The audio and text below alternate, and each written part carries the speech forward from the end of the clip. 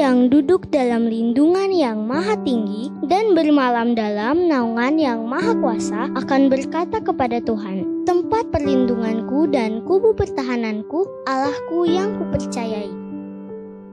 Sungguh, Dialah yang akan melepaskan engkau dari jerat penangkap burung, dari penyakit sampar yang busuk. Dengan kepaknya, Ia akan melindungi engkau, di bawah sayapnya engkau akan berlindung. Kesetiaannya ialah perisai dan pagar tembok. Engkau tak usah takut terhadap kedahsyatan malam, terhadap panah yang terbang di waktu siang, terhadap penyakit sampar yang berjalan di dalam gelap, terhadap penyakit menular yang mengamuk di waktu petang. Walau 1.000 orang rebah di sisimu dan 10.000 di sebelah kananmu, tetapi itu tidak akan menimpamu. Engkau hanya menontonnya dengan matamu sendiri dan melihat pembalasan terhadap orang-orang fasik. Sebab Tuhan ialah tempat perlindunganmu, yang maha tinggi telah kau buat tempat perteduhanmu. Malapetaka tidak akan menimpa kamu, dan tulah tidak akan mendekat kepada kemahmu. Sebab malaikat-malaikatnya akan diperintahkannya kepadamu untuk menjaga engkau di segala jalanmu. Mereka akan menatang engkau di atas tangannya, supaya kakimu jangan terantuk kepada batu. Singa dan ular tedung akan kau langkahi, engkau akan menginjak anak singa dan ular naga. Sungguh hatinya melekat kepadaku, maka aku akan meluputkannya. Aku akan membentenginya, sebab ia mengenal namaku. Bila ia berseru kepadaku, aku akan menjawab. Aku akan menyertai dia dalam kesesakan. Aku akan meluputkannya dan memuliakannya. Dengan panjang umur akan kukenyangkan dia, dan akan kuperlihatkan kepadanya keselamatan daripadaku.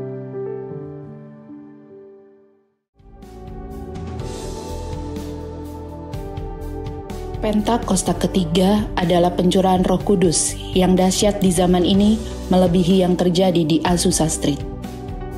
Pentakosta ketiga akan mengakibatkan penuaian jiwa yang terbesar dan yang terakhir sebelum Tuhan Yesus datang kembali.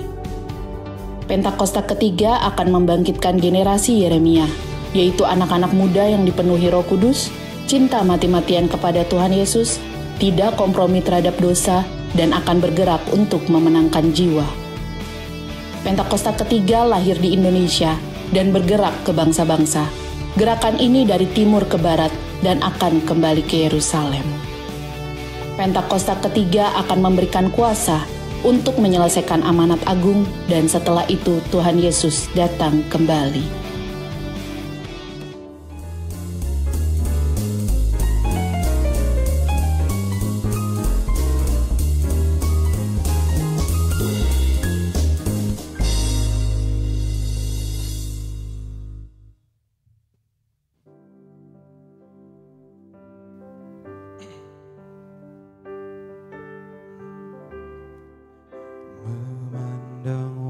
Wajah-Mu,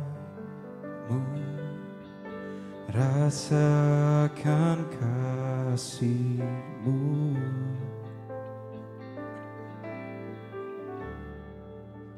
tinggal dekat-Mu tiap saat di dalam hidupku.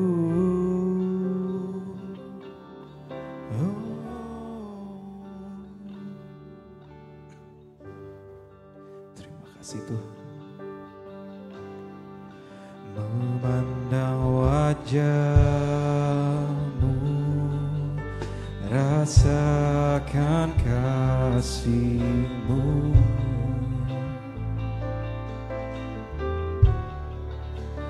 tinggal dekat-Mu setiap saat di dalam hidupku.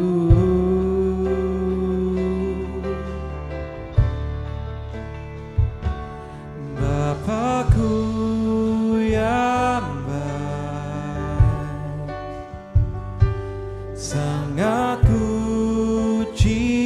cinta, kasih-Mu padaku semakin nyata ku rasakan. Kaulah Bapa-Ku yang baik, penuh karunia. Ku bersyukur selalu kepadamu Bapa. Mari sama-sama kita katakan kembali dari awal. Memandang wajah-Mu Tuhan, dan wajah-Mu, rasakan kasih-Mu. Tinggal dekat-Mu Tuhan, tinggal dekat-Mu setiap saat di dalam hidupku. Katakan, Kau Bapa-Ku yang baik Tuhan, Bapa-Ku yang baik, sangat ku cinta. Kasih-Mu padaku semakin nyata ku rasakan. Kaulah Bapa-Ku, Bapa-Ku yang baik. Kau sangat ku cinta Tuhan, penuh karunia. Bersyukur selalu kepadamu Bapa. Bapa-Ku yang baik, Bapa-Ku yang baik. Oh, Kau sangat ku cinta, cinta. Kasih-Mu kepada kami Tuhan, aku semakin nyata ku rasakan. Kaulah Bapa-Ku yang baik, penuh karunia. Ku bersyukur selalu kepadamu. Mari kita mengucap syukur sekali lagi untuk Tuhan kita. Oh, terima kasih Tuhan. Kami mengucap syukur Bapa, sebab Engkau sungguh baik Tuhan. Engkau sungguh baik di dalam hidup kami Bapa. Karena kasih-Mu Tuhan, karena karunia-Mu Bapa hadir di dalam hidup kami Tuhan. Kami bersyukur Tuhan. Terima kasih Tuhan.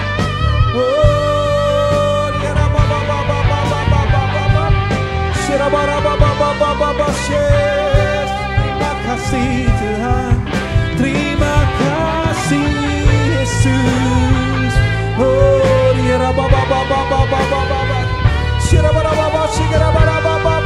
Terima kasih Yesus. Terima kasih Tuhan. Terus kita ucapkan syukur kita untuk Tuhan. Mari naikkan penyembahan kita. Mari kita ucapkan syukur Tuhan. Kami bersyukur Bapa. Oh, terima kasih.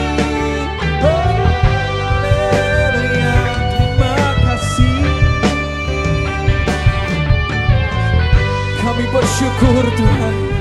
Kami bersyukur di tempat ini Bapa. Bersama-sama kami ingin memuji Engkau. Kami ingin menaikkan syukur kami Tuhan lebih lagi. Karena kami percaya Tuhan, Engkau sungguh Bapa yang baik Tuhan. Engkau Bapa-Ku yang baik Tuhan.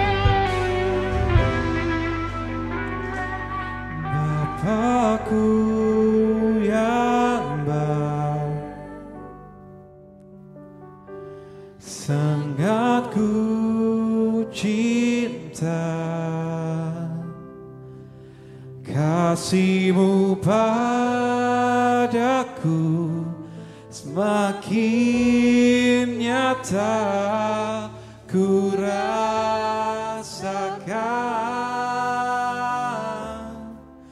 Kaulah Bapa-Ku yang baik, penuh karunia. Ku bersyukur selalu kepadamu.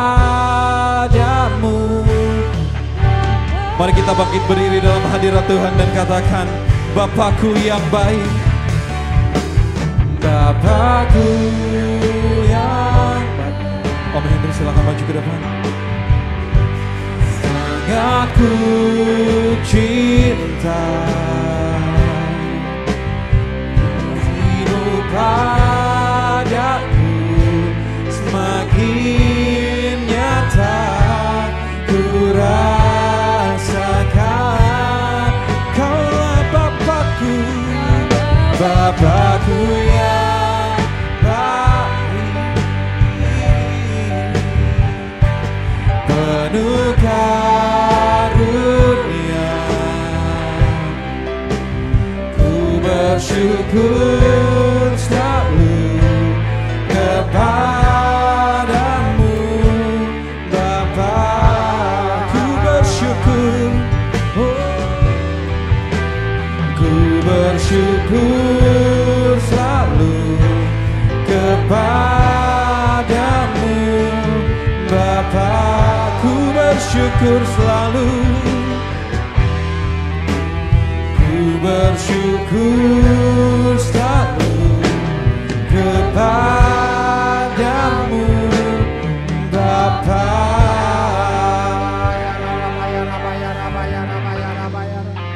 Kira labasata kara labayara basandayara namu yara basandayara namasi.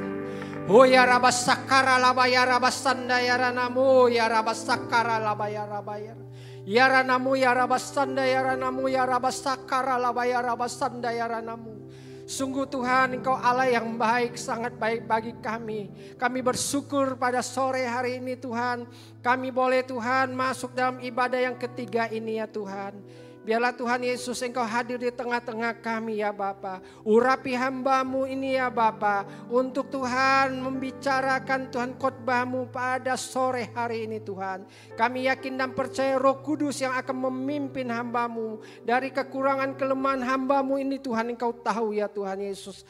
Oleh karena itu hamba merendahkan hati hamba di hadapan-Mu ya Tuhan. Hamba hanya bersandar kepada-Mu. Roh Kudus yang bekerja saat ini. Segala penghalang, rintangan apapun. Untuk segala sesuatu yang buat kami pada sore hari ini. Kami enyakan dan kami tolak dalam nama Yesus. Kami perkatakan kami lebih daripada pemenang. Kami katakan bahwa kami adalah milik Yesus Kristus. Dan kami semua di tempat ini boleh diberkati oleh khotbah yang ada Tuhan Yesus pada sore hari ini Tuhan. Karena Engkau sendiri yang berbicara buat kami. Baik yang berbicara maupun yang mendengarkan, semua Tuhan diberkati Tuhan. Terpujilah nama-Mu Tuhan Yesus. Roh Kudus yang akan memimpin kami dari awal pertengahan sampai akhirnya. Hamba serahkan pada tangan-Mu. Terpujilah nama-Mu Tuhan Yesus. Allah Bapa kami yang sungguh baik buat kami. Terima kasih Yesus, terima kasih. Di dalam nama Yesus Kristus kami sudah siap untuk mendengarkan khotbah-Mu ya Tuhan. Haleluya. Yang siap katakan amin. Puji Tuhan. Salam saudaraku. Apa kabar? Luar biasa ya. Saya yakin dan percaya bahwa kita anak-anak Tuhan, apapun yang sedang terjadi kita tidak terpengaruh saudara ya. Karena apa? Karena kita tahu kita adalah anak Allah yang luar biasa, dilindungi oleh Tuhan. Aman, damai, sejahtera Tuhan berikan buat kita. Amin. Ya, saudara, kalau kita melihat bahwa kita masih dikasih kesempatan ya untuk bernapas, untuk sampai saat ini kita boleh masuk untuk merayakan kemerdekaan Republik Indonesia yang ke-80. Dan kita bersyukur. Dan umur yang Tuhan berikan buat kita, jangan kita sia-siakan. Kita harus untuk menjalankan amanat agung, yaitu memberitakan Injil kepada siapapun yang belum menerima Tuhan Yesus. Amin. Saya yakin dan percaya bahwa Tuhan memberikan umur kepada kita sampai saat ini bukan hanya sekedar saudara. Ya, Tuhan tahu bahwa kita punya kerinduan. Dan kita tahu bahwa kita semua hamba Tuhan. Amin. Saya yakin dan percaya kita semua adalah hamba Tuhan. Karena yang namanya hamba Tuhan itu ya bukan orang yang berdiri di mimbar. Ataupun hanya untuk yang melayani di gereja, enggak saudara. Kita sebagai anak-anak Tuhan. Di mana sudah diberikan kuasa. Ketika kuasa itu ada orang sakit kita doakan. Dan Tuhan ikut campur tangan dan mujizat terjadi dan orang itu sembuh. Itu sudah menjadi hamba Tuhan yang luar biasa. Penginjilan pada hari-hari ini adalah penginjilan yang di luar saudara. Artinya bukan di dalam.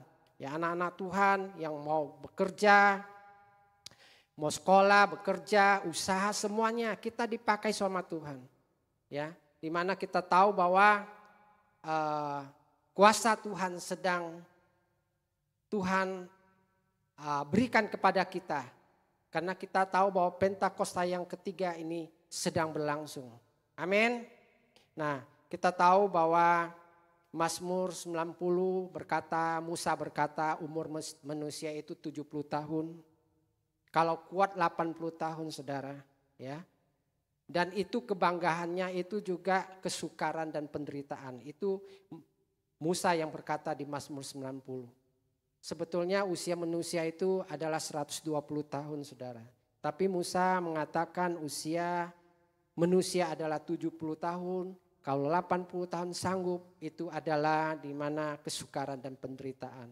Nah kalau kita lihat kemerdekaan Republik Indonesia ini sudah 80 tahun saudara. Udah cukup lama saudara.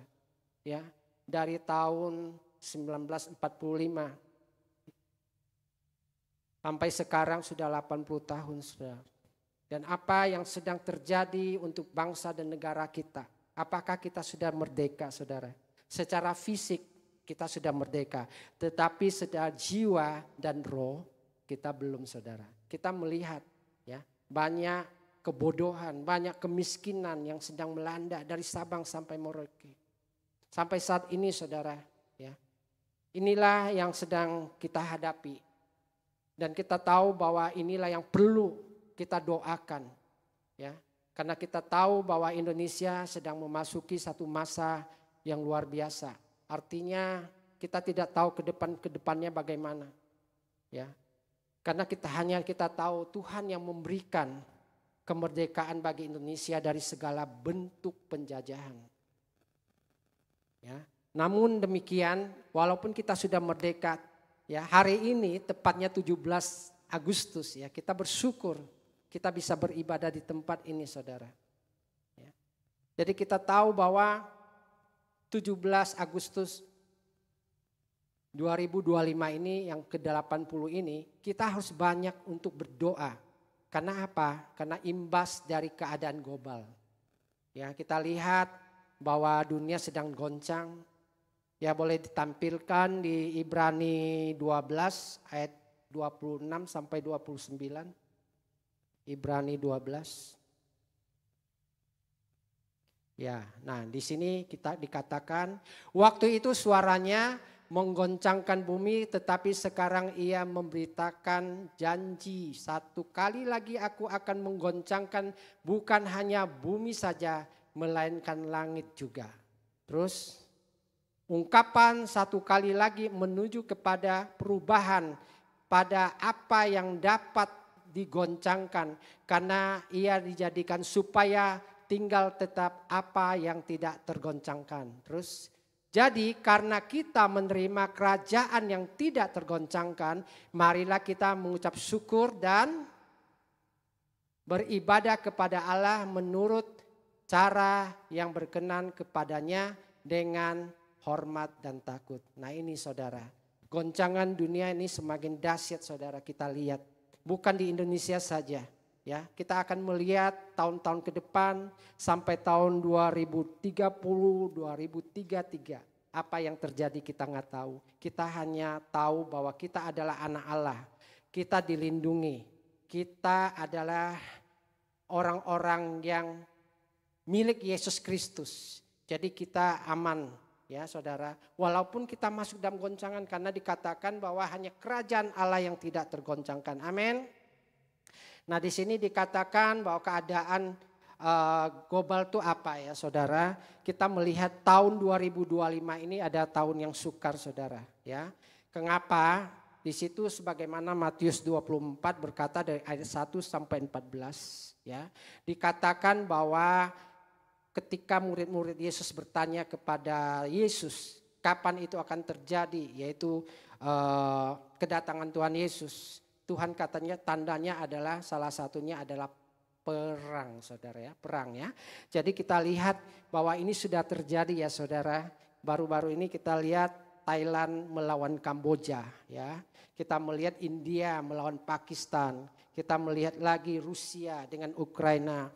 Dan kita lihat lagi bahwa Israel dengan Hamas dan Iran. Nah saudara, ini adalah salah satu tanda bahwa kedatangan Tuhan Yesus semakin dekat. Oleh karena itu kita perlu hidup benar, hidup kudus dan bertobat dari segala kejahatan kita. Nah kita lihat bahwa ada lagi ya bencana alam yang baru-baru ini kalau kita lihat banjir. Jakarta juga banjir ya, Jawa juga banjir. Bahkan ya di luar dari Jawa juga semua banjir. Nah kalau kita lihat inilah keadaan alam, gempa bumi terjadi, gunung meletus, ya, dan tanah longsor, semuanya goncang saudara. Ya. Oleh karena itu kita harus tiap hari ya sebelum kita tidur, bangun tidur kita harus berdoa. Karena apa? Inilah yang Tuhan inginkan kepada kita supaya kita terhindar dari segala bencana alam yang sedang kita hadapi hari-hari ini. Kemudian ketidakpastian dunia ini saudara ya. Kita lihat bahwa banyak hal-hal yang terjadi ya. Kita lihat di televisi, di YouTube ya. Terus medsos, semua bisa kita lihat apa yang sedang terjadi. Bukan saja di Indonesia tapi di luar negeri juga terjadi. Ya. Nah, kemudian kalau kita melihat lagi krisis ekonomi yang semakin instan, artinya menjadi. Nah ini yang sedang terjadi. Oleh karena itu Kolose 3 ayat 2 mengatakan pikirkanlah perkara yang di atas jangan yang di bumi gitu. Ya. Pikirkanlah perkara yang di atas bukan yang di bumi. Oleh karena itu hari-hari ini tidak lagi kita fokuskan di bumi. Tapi bukannya kita tidak kerja saudara ya. Hari-hari ini kita lihat juga banyak yang tidak kerja di PHK saudara. Ya. Di mana anak saya tuh yang nomor 1 bekerja 80% di bawahnya itu dia katakan kepada mamanya di PHK. Kemudian yang nomor 2 dia sebagai manajer di bawahnya ada 8 orang, yang 4 orang di-cut. Ini kita nggak tahu apa yang terjadi hari-hari ini. Ya, inilah keadaan yang sedang benar-benar kita tidak tahu harus bagaimana. Tapi ada tuntunan Tuhan. Kita lihat di 2 Tawarik 7 ayat 13. 2 Tawarik 7.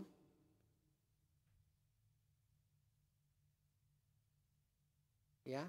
Nah, di sini dikatakan bila mana aku menutup langit sehingga tidak ada hujan dan bila mana aku menyuruh belalang memakan habis hasil bumi dan bila mana aku melepaskan penyakit sampar di antara umatku terus dan umatku yang atas namaku disebut merendahkan diri, berdoa, mencari wajahku lalu berbalik dari jalan-jalan yang jahat, maka aku akan mendengar dari sorga dan mengampuni dosa mereka serta memulihkan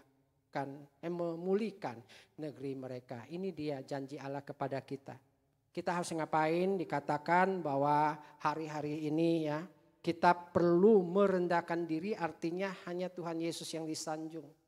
Kita manusia tidak ada artinya, saudara. Dunia ini kita boleh melihat semuanya bagus, tapi dibandingkan apa yang Tuhan di sorga itu tidak ada apa-apanya, saudara. Di Wahyu dikatakan semua itu daripada emas. Oleh karena itu kita perlu merendahkan diri kita. Kemudian kita berdoa, saudara. Nah di sini di gereja kita ya setiap Jumat, mari Bapak Ibu saya mengajak bagi kita yang mau berdoa bersama dengan kita jam 10.30 bisa. Ya mungkin persoalan masalah yang kita hadapi, marilah kita sama-sama untuk berdoa. Ya, untuk bangsa kita, untuk gereja, untuk gembala, semua bisa. Untuk ekonomi kita, untuk rumah tangga kita, segala sesuatu yang kita hadapi semuanya. Kalau kita tahu bahwa doa itu penting ya. Untuk keluarga kita yang hari-hari ini yang juga belum terima Tuhan Yesus banyak, saudara. Keluarga saya aja masih banyak, masih budak, saudara. Mereka belum mau terima, bagaimana? Kami tetap berdoa gitu. Tapi puji Tuhan, satu persatu sudah dimenangkan sama Tuhan. Nah, kita melihat mencari wajah Tuhan. Artinya mencari wajah Tuhan ada hidup yang intim dengan Tuhan, berhubungan dengan Tuhan. Ya, kalau kita melihat bahwa kita doa pribadi, secara pribadi kita kepada Tuhan, ini juga membawa hati Tuhan, menyenangkan hati Tuhan. Dan yang terakhir dikatakan berbalik dari jalan-jalan yang jahat itu adalah bertobat, saudara ya. Artinya kita ini banyak anak-anak Tuhan ya. Walaupun kita sebagai anak Tuhan, tapi banyak coba kita lihat di penjara ya. Nama Matius, Markus, Yohanes itu ada semua, saudara. Karena kami pernah melayani juga di sana ya. Narkoba ya. Juga yang korupsi, juga pencurian, perampokan, begal, semua ada di situ, saudara. Tapi inilah namanya Kristen. Di KTP saja, tapi Kristen tanpa pertobatan, saudara. Ya, ini hati-hati, saudara, kita sebagai anak Tuhan, mari kita berbalik daripada yang jahat. Ya. Nah, di bulan Agustus ini juga merupakan sejarah bagi kita, ya. Kenapa di sini dikatakan bahwa bulan yang bersejarah karena Tuhan Yesus membebaskan kita dari hukum dosa dan hukum maut. Nah, hukum dosa di mana gitu? Di Roma 3 ayat 23 berkata, semua orang telah berdosa dan kehilangan kemuliaan Allah. Artinya kita ada dosa warisan yang ditinggal oleh Adam buat kita, saudara. Oleh karena itu Tuhan Yesus adalah Adam yang kedua dikirim untuk menyelamatkan kita, saudara. Hanya di Alkitab satu-satunya yang mengatakan akulah jalan kebenaran dan hidup. Tidak seorang pun sampai kepada Bapa tanpa melalui aku. Tidak ada kitab-kitab lain yang berani mengatakan. Itu Yesus mengatakannya. Di Yohanes 14 ayat 6. Yohanes 3 ayat 16 dikatakan karena begitu besar Allah mengasihi dunia ini sehingga dia mengaruniakan anak yang tunggal. Supaya yang percaya kepadanya tidak binasa melainkan boleh hidup yang kekal. Itu kasih Allah. Allah itu kasih. Ya, Allah sama dengan kasih, kemarin Ibu Gembala katakan. Bukan Allah sama dengan kasih, saudara. Selain kasih, Allah itu mengampuni. Kita lihat Sakius diampuni. Walaupun dia seorang pemungut cukai dan tidak disukai sama orang-orang. Ketika dia mencari Tuhan, Tuhan mengampuni dia. Seorang pelacur, seorang kita lihat pencina. Ketika mau dirajam, Tuhan katakan adakah kita dari antara ini yang tidak berbuat dosa? Silakan melakukannya, tidak ada. Dan dia katakan kepada pelacur itu, dia katakan jangan berbuat lagi, bertobatlah. Nah, kemudian perempuan di Samaria kita lihat ya ketika Yesus berbicara ya yang luar biasa dikatakan bahwa dia punya suami 5. Dan Tuhan mengatakan dan memberitakan Injil kepadanya dan ujung-ujungnya satu desa dia menangkan. Ini dia penginjilan di akhir zaman. Satu diselamatkan, dia menyelamatkan satu desa. Orang-orang yang percaya kepada Tuhan Yesus. Nah, kita mau lihat lagi di 2 Korintus 3 ayat 17. 2 Korintus 3 ayat 17. Sebab Tuhan adalah roh, dan di mana ada roh Allah, di situ ada kemerdekaan. Ya. Jadi roh Allah itu yang memerdekakan kita. Dari tawanan kita, ikatan kita, belenggu kita, saudara. Mungkin pada masa-masa yang lalu ada perbuatan nenek moyang kita, ada perbuatan kita masa lalu. Tapi roh itu yang membebaskan kita, roh siapa? Roh Kudus.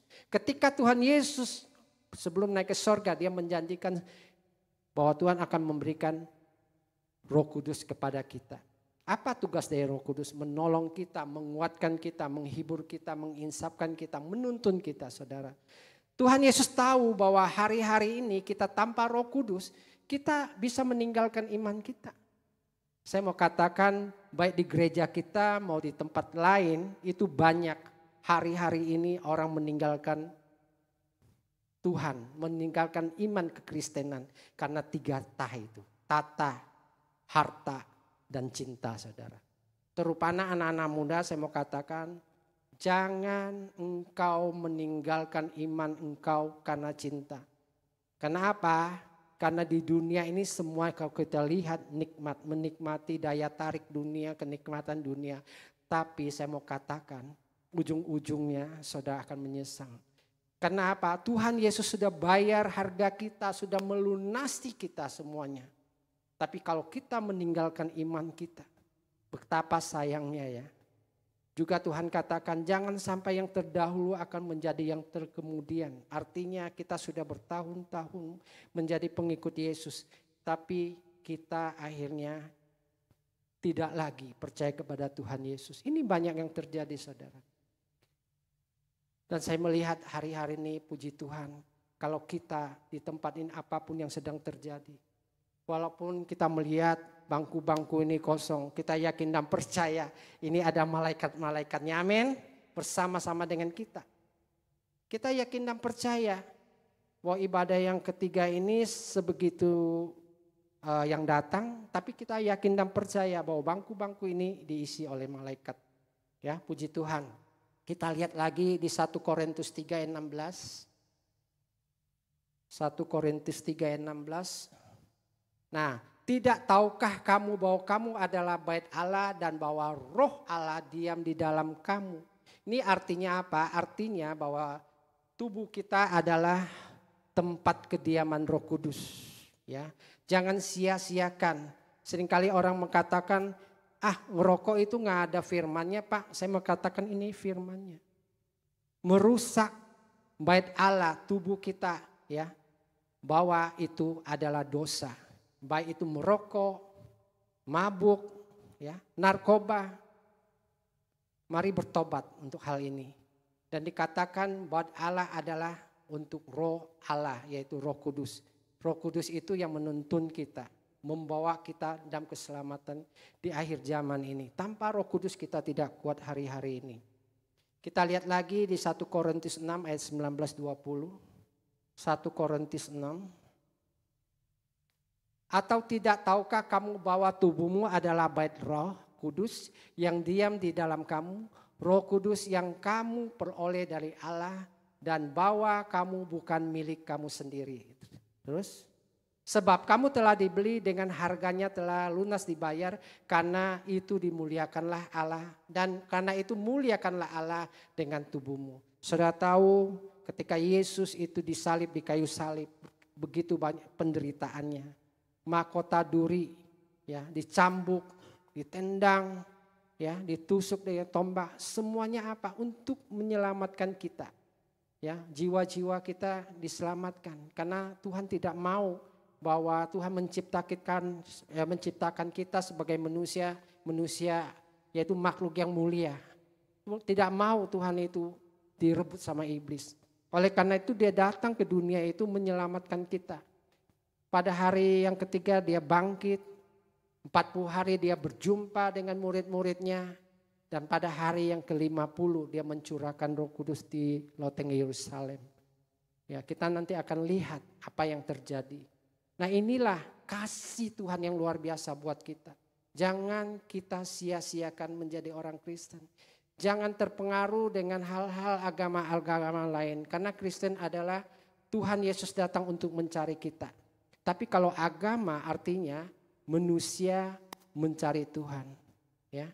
Kalau Kristen adalah pengikut Yesus, adalah Tuhan Yesus datang.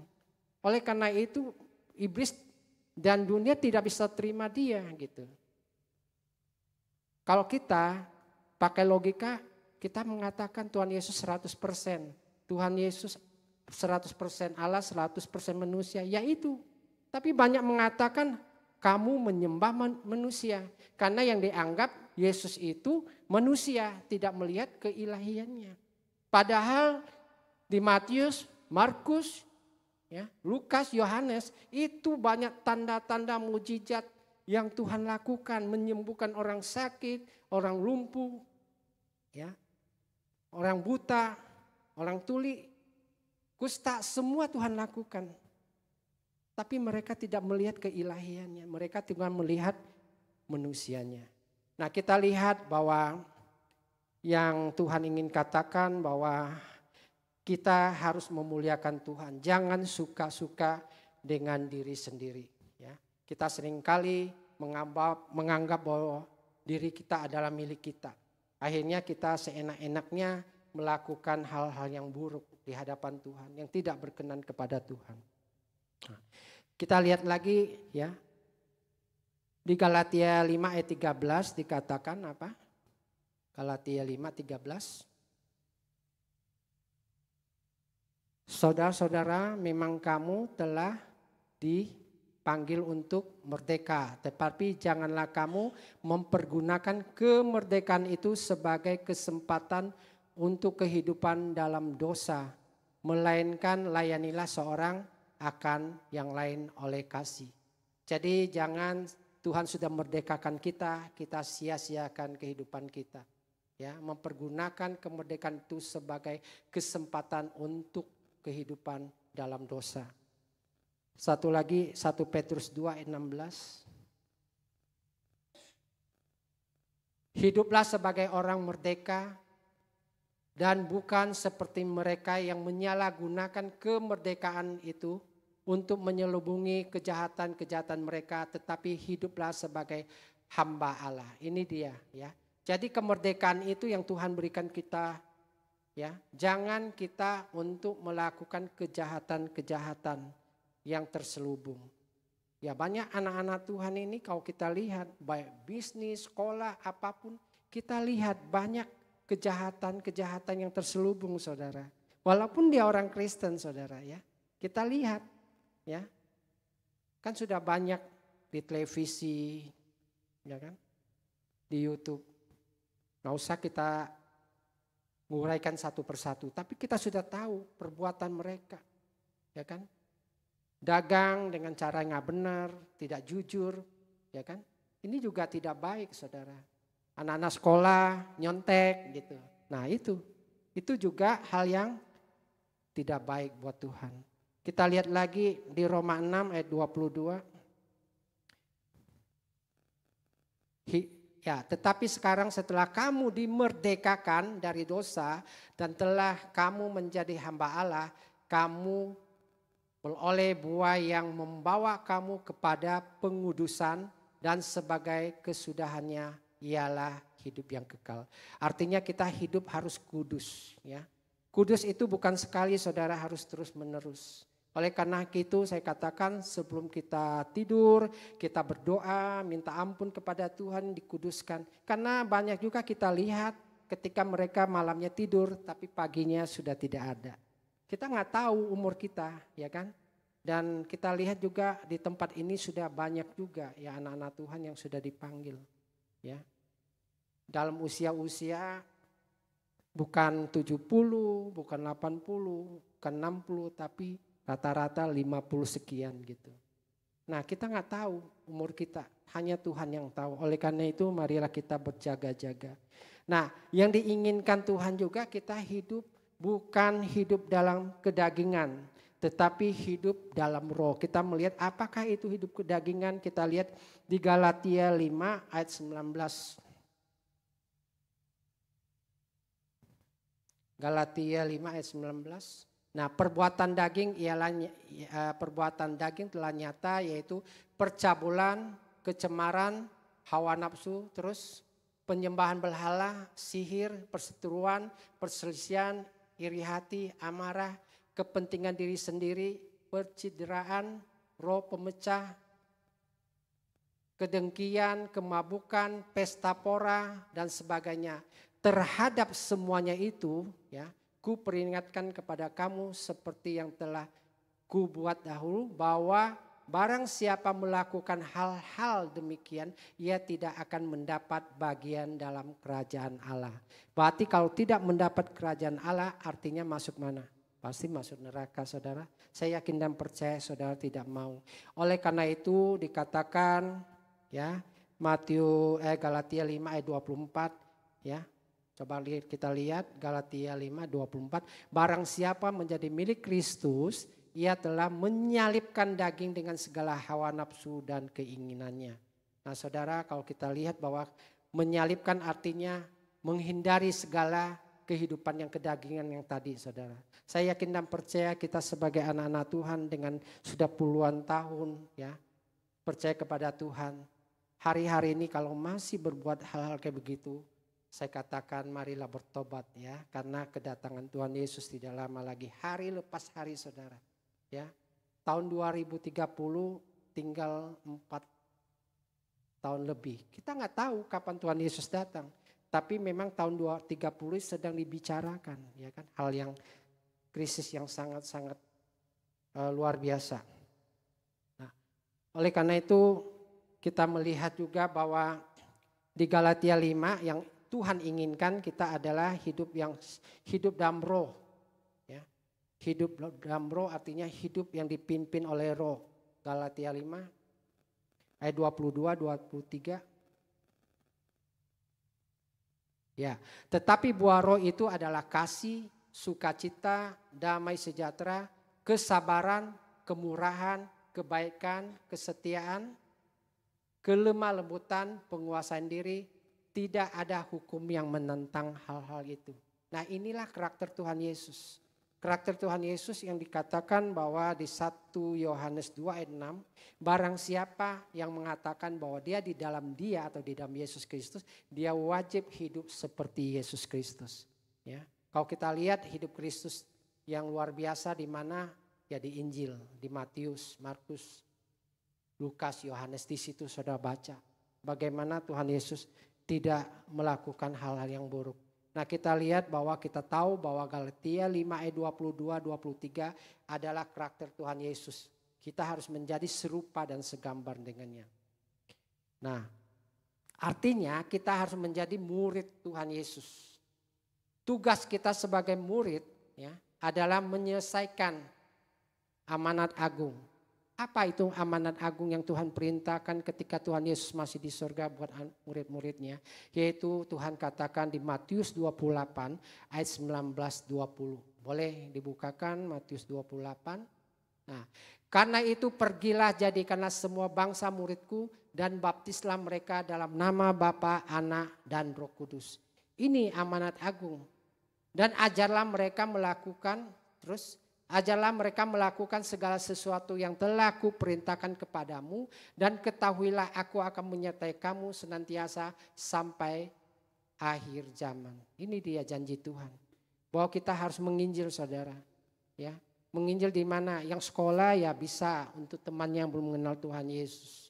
Yang kerja bisa, ya, yang di kantor, yang usaha bisa, semua. Rumah tangga juga bisa. Semua bisa kita lakukan. Inilah amanat agung yang harus kita lakukan untuk menyelesaikan amanat agung yang diperintahkan oleh Tuhan Yesus. Nah, bulan lalu kita berbicara target penyelesaian amanat agung di tahun 2033. Tuhan menuntun kita ke sana melalui kuasa Roh Kudus. Nah, pada tahun-tahun yang terakhir kita dituntun melalui apa? melalui satu Everyone ya di Amsterdam tahun 2023 sudah berlangsung. Everyone yang di SICC di Indonesia tahun 2024. Simposium Pentakosta ketiga di Church of God ya. Kemudian yang baru-baru terjadi di bulan Juli ya, Planet Shaker bersama Pastor Russell Evan di SICC pada bulan Juli 2025. Nah kita lihat dan dia Pak Niko katakan ini harus berulang-ulang bukan cukup sekali. Nah apa pesan Pak Niko untuk kita? Ya dikatakan bahwa pada Jumat tanggal 4 Juli 2025 ketika Pak Niko dalam acara pembukaan acara Planet Shaker Abundance, dia mendengar teriakan cucu-cucunya, opa, opa gitu kan. Nah Pak Niko merasakan berkesan untuk hal itu. Dan Pak Niko merasakan Tuhan berbicara kepadanya ya, bahwa dia harus membawa cucu-cucunya masuk ke tahun 2033. Berapa tahun lagi saudara? Adalah 7 tahun lebih ya, nggak sampai 8 tahun lagi kita sudah memasuki, bentar lagi udah bulan September saudara. Nah pada tanggal 8 Juli Pak Niko mendapatkan ya WA dari Lion 1C Pak Paulus. Dia katakan bahwa dia mendapatkan penglihatan berkali-kali tentang anak muda ya, kaum Yeremia ya. Itu berpakaian prajurit dan siap perang saudara. Kita melihat bahwa ada pemimpinnya, yang perang yang dimaksud adalah perang rohani. Kita tahu bahwa hari-hari ini kita harus melakukan perang rohani juga dalam doa ya. Artinya bahwa dia menunggu Pak Niko untuk memerintahkan untuk mereka bergerak. Nah kita tahu ya bahwa kaum Yeremia adalah anak-anak yang takut akan Tuhan.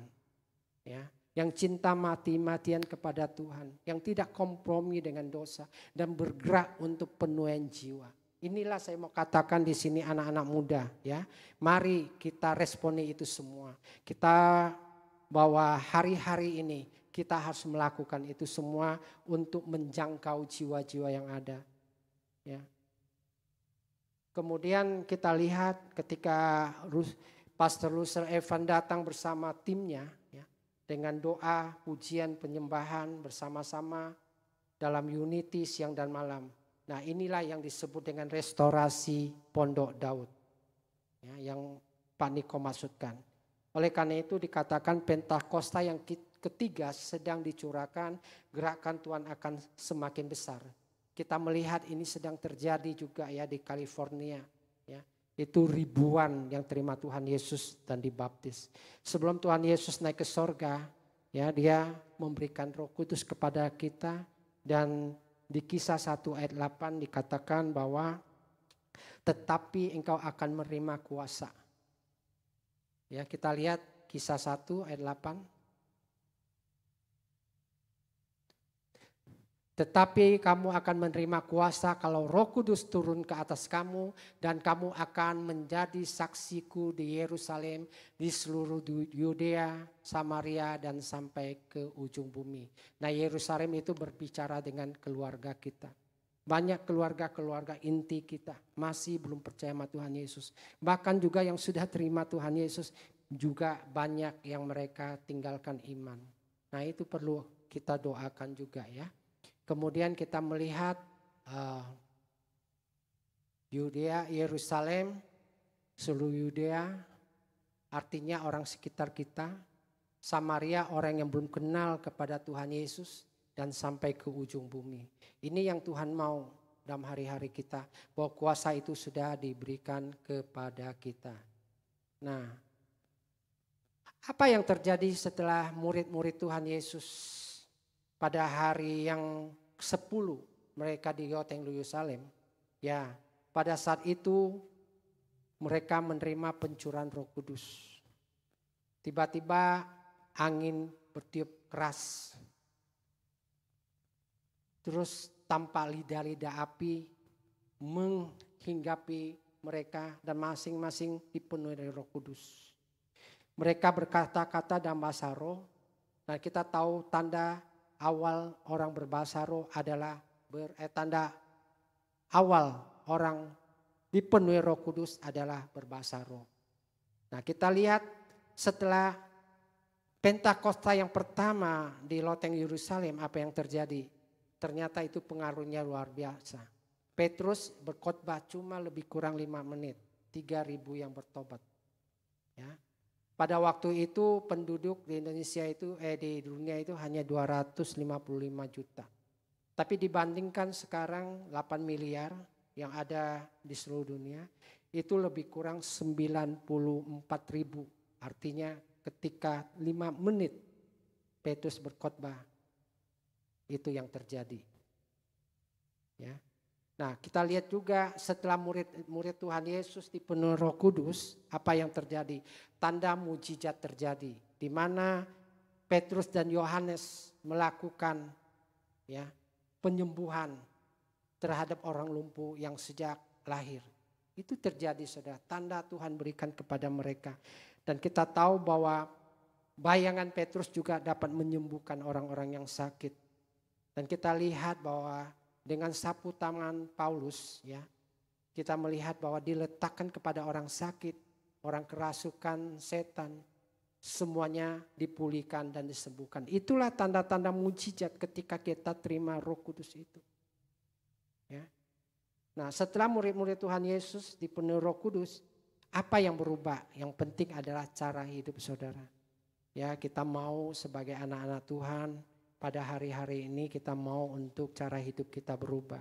Supaya orang-orang bisa melihat kita. Kita bisa menjadi terang, menjadi garam saudara. Di mana kita tinggal, di mana kita usaha, kita bekerja.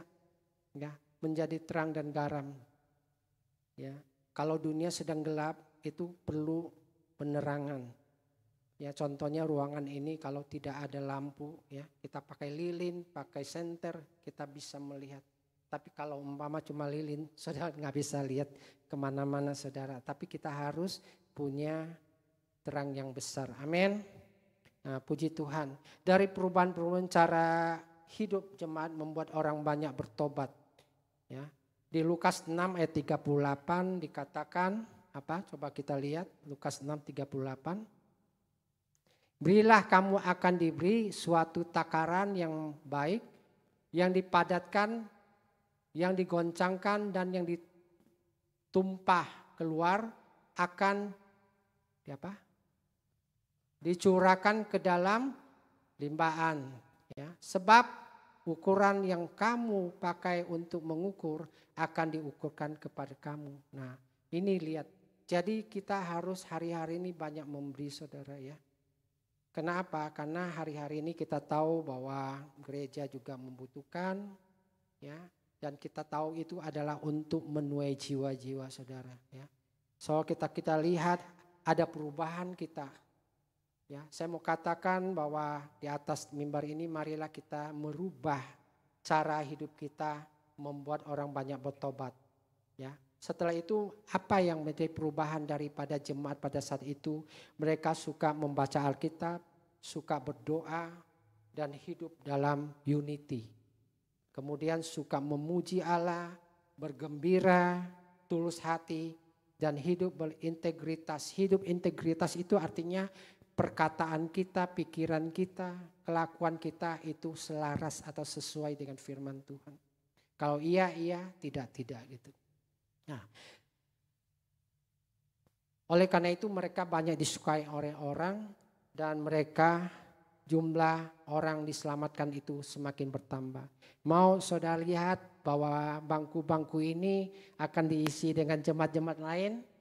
Amin. Ini yang harus kita lakukan. Artinya kita terima kuasa Roh Kudus. Di Pentakosta yang ketiga artinya bahwa pencurahan Roh Kudus besar-besaran, penuaian terbesar dan terakhir akan terjadi dan tidak akan ada lagi. Saudara akan melihat hari-hari ke depan goncangan demi goncangan. Saudara jangan pikir bahwa tahun 2006, 2007 dan seterusnya adalah tahun-tahun yang baik. Saya mau katakan dunia tidak baik-baik saja. Dan kita sebagai anak-anak Tuhan hanya mengandalkan kepada Tuhan. Karena hanya Dia satu-satunya yang menolong kita. Karena Dia tahu ketika Dia belum naik ke sorga, Dia memberikan Roh Kudus kepada kita. Dia tahu karena kita tidak sanggup. Tanpa Roh Kudus mungkin kita udah banyak meninggalkan Tuhan. Nah, hari-hari ini kita perlu Roh Kudus untuk apa? Untuk memenuhi kita. Ya. memberikan kuasa, memberikan kasih kepada kita untuk menyelesaikan amanat agung. Ya, amanat agung yang tadi saya katakan Matius 28 ayat 19-20 itu, pergi jadikanlah semua bangsa muridku dan membawa orang-orang lain untuk bertobat dalam Pentakosta yang ketiga yang dahsyat ini. Amin. Nah, saya pikir bahwa kita semua anak-anak Tuhan, ya murid-murid Tuhan, menjadi murid. Mengapa harus menjadi murid? Karena hanya murid yang akan melihat kedatangan Tuhan di awan-awan. Karena murid Tuhan Yesus yang melihat kenaikan Tuhan Yesus waktu itu, dan dua malaikat itu berkata bahwa mereka yang ada menjadi murid-murid Tuhan saja akan melihat kedatangan Yesus menjemput kita di awan-awan. Puji Tuhan, saya kira ini yang saya sampaikan.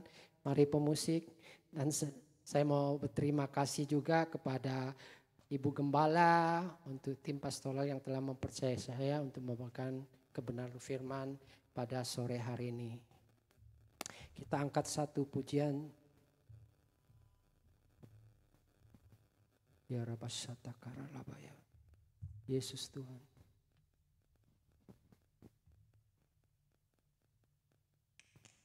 Sita Karalabasanda ya Ranamu ya Rabas.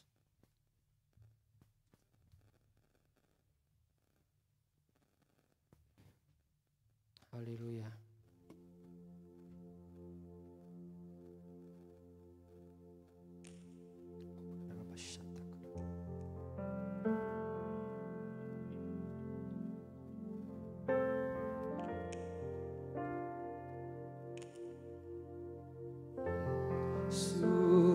Tuhan, mari kita bangkit berdiri. Ditinggikan atas segala alam, dimuliakan naik ke surga, berikan Roh Kudus-Nya. Yesus Tuhan. Yesus Tuhan ditinggikan atas segala alam, dimuliakan naik ke surga, berikan Roh Kudus-Nya. Datanglah sekarang, penuhi kami dengan kuasa-Mu, urapi kami sekarang ini dengan api Roh-Mu.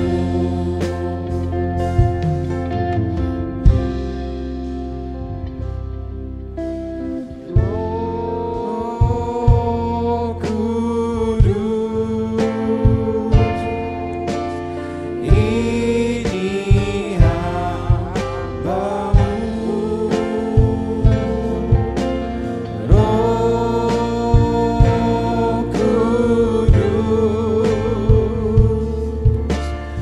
Kudus, penuhi hamba-Mu. Roh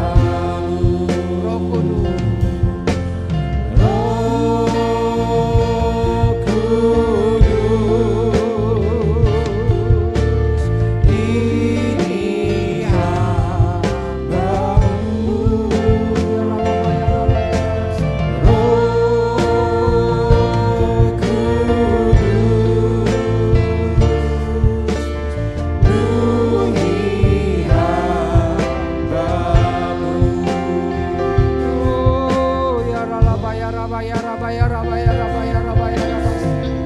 Kindara Rabasata Karalabaya Rabasanda ya Ranamu ya Rabasanda ya Ranamu. Kira Rabasakara Rabaya Rabaya Rabaya Rabasanda ya Ranamu. Ya Rabasanda ya Ranamu ya Rabasikara Rabaya. Terima kasih Roh Kudus, terima kasih Tuhan Yesus. Untuk sore hari ini kami boleh beribadah yang ketiga Engkau Allah yang menguatkan kami, Engkau Allah yang menolong kami, melindungi kami, Roh Kudus.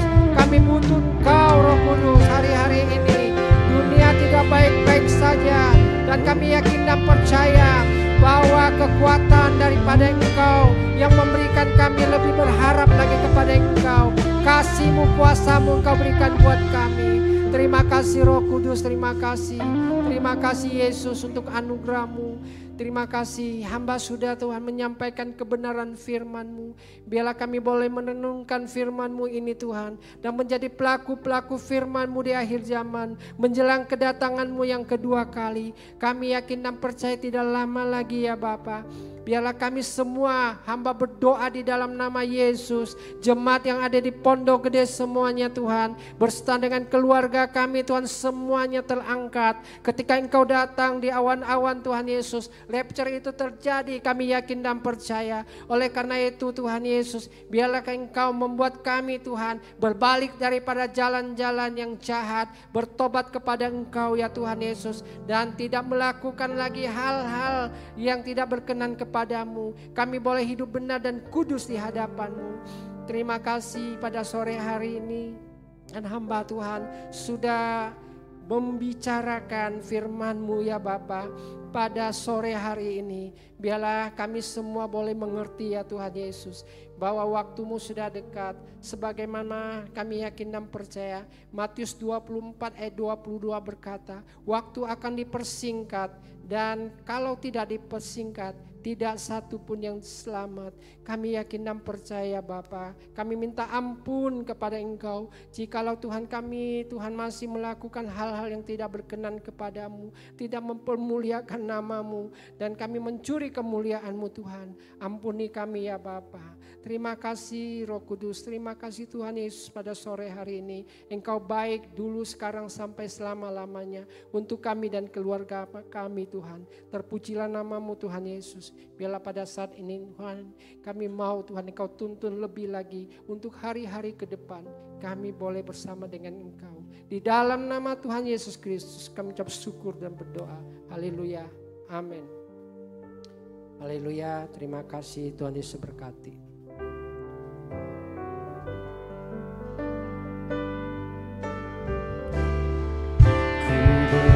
Ku